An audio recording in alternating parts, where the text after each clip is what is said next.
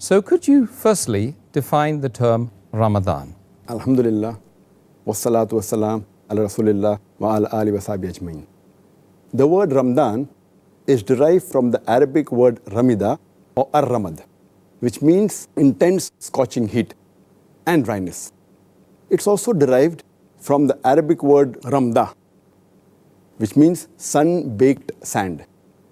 In Islamic terminology, the word Ramadan, it signifies the intense heat in the stomach due to thirst. When a Muslim fasts, the thirst that is there, it produces heat in the stomach, which is defined as Ramadan. Again, Ramadan, it has another meaning. It means that the good deeds, they scorch the sins and the evil of a Muslim.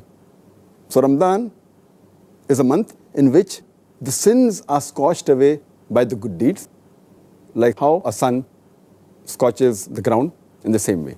And heat, normally, it helps in forming, molding, or reshaping virtually every matter.